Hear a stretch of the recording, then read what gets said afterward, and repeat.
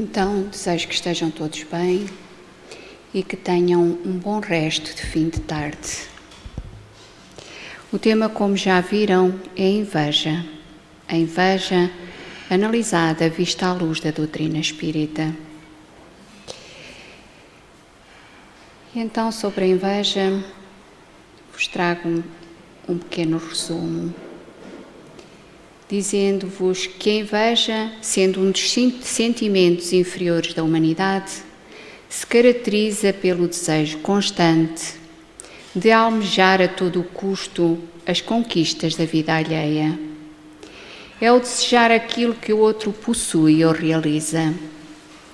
Considerada uma das grandes chagas da sociedade, a psicologia a considera como o câncer da humanidade, já que ela destrói os campos emocional e físico e ainda impede o desenvolvimento dos sentimentos que estão ligados à ordem superior.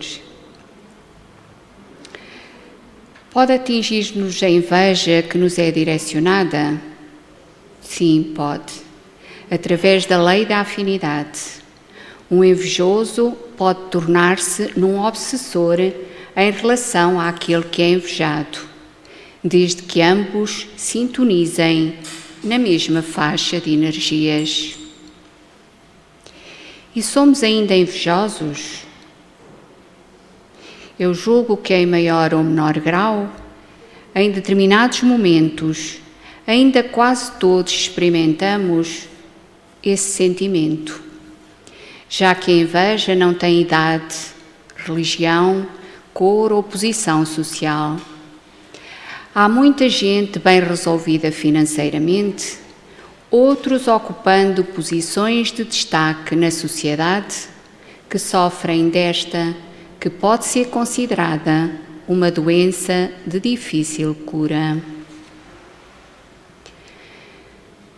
Conta-se que num belo dia, ao entardecer, um pirilampo estava no afã de acender e apagar o seu facho numa interessante operação. A luz brilhava por segundos e apagava para logo mais tornar a brilhar.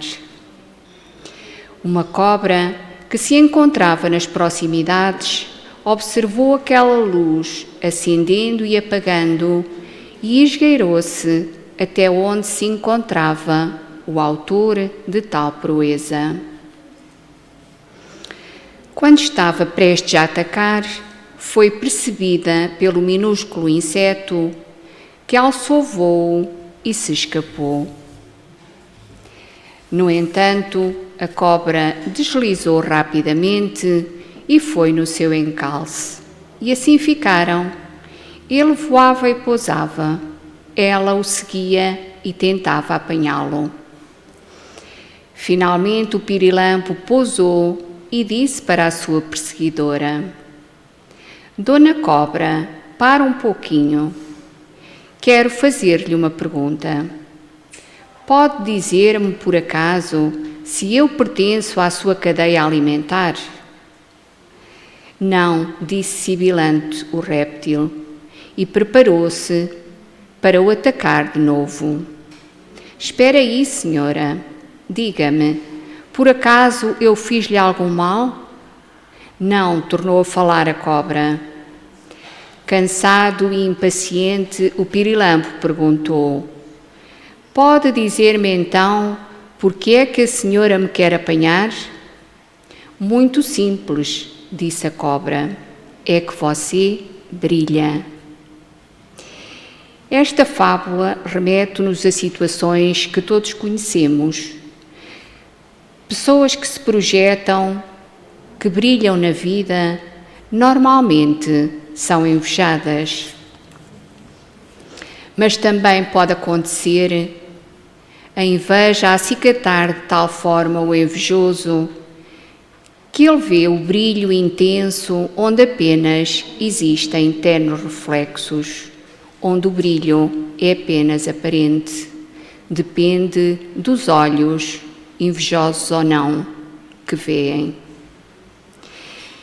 E diz-nos Francisco Cândido Xavier no tema intitulado Larva Destruidora: dentre os sentimentos negativos que o homem ainda conserva em seu íntimo, vamos encontrar a inveja como larva destruidora, capaz das piores ações. Quando se manifesta, é quase sempre de forma camuflada, tornando-se uma perfeita armadilha para todos. Quem acolhe a inveja nem sempre tem consciência daquilo que faz. No entanto, é ela uma arma devastadora que sempre encontra eco nos planos espirituais inferiores. Com isto, forma-se a cumplicidade entre mortos e vivos, levando o encarnado a vivenciar momentos bem cruéis em sua própria vida. Jesus nos ensinou que o amor deve orientar nossos passos para conseguirmos paz e harmonia. Porém, se acolhemos a inveja no trato com os nossos irmãos encarnados, estamos fazendo justamente o oposto daquilo que o Mestre nos ensinou. Quando invejamos, destruímos os laços de fraternidade que deveriam unir a todos nós, espíritos reencarnados na Terra. A inveja é como um punhal, cuja lâmina aponta diretamente para o invejoso, que raramente se dá conta que é ele o grande prejudicado. Este sentimento inferior, infelizmente, encontra grande acolhimento entre a humanidade terrena.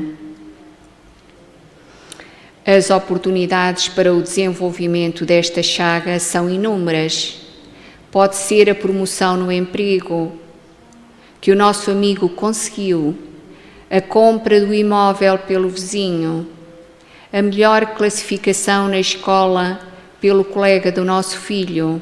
Enfim, são inúmeros os acontecimentos que podem despertar esta mancha que a alma humana ainda abriga.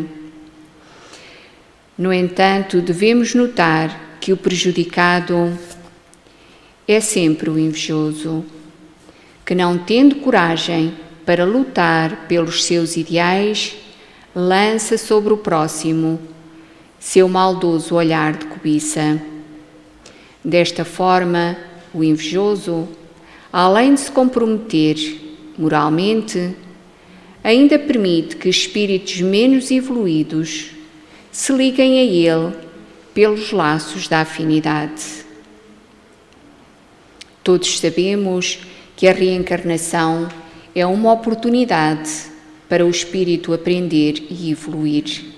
Assim sendo, lembrar o ensinamento de Jesus que nos disse: vigiai e orai.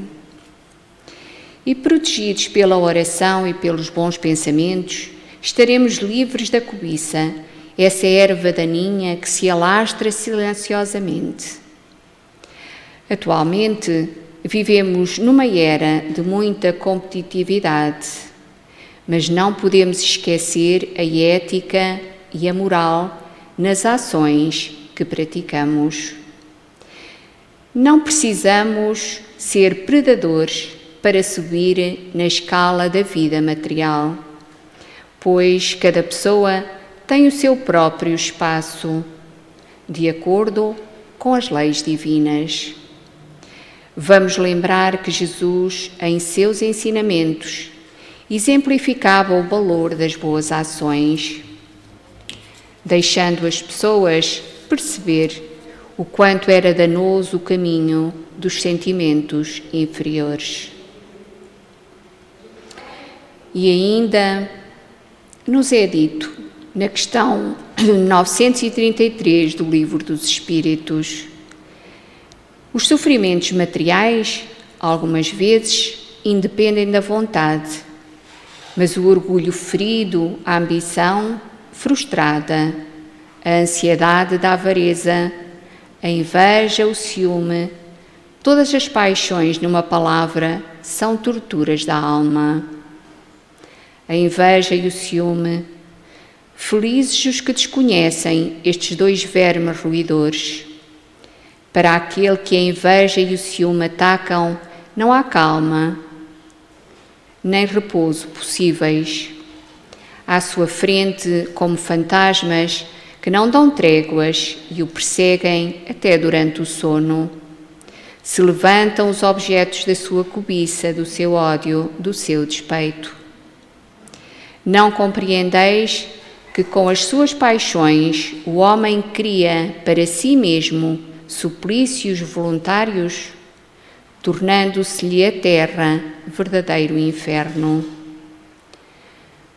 O homem só é infeliz pela importância que liga às coisas deste mundo. Se colocar fora do círculo acanhado da vida material, se elevar os seus sentimentos para o infinito que é o seu destino, mesquinhas e pueris lhe parecerão as vicissitudes da humanidade. E para terminar, trago-vos uma pequenina grande mensagem do Espírito Sheila que nos diz o seguinte: vigia teus pensamentos, ora ao Pai, dedica-te ao bem. Assim agindo, estarás colocando-te a salvo das investidas inferiores e aproximando-te das esferas elevadas, cujos eflúvios te garantirão a grande riqueza da paz interior.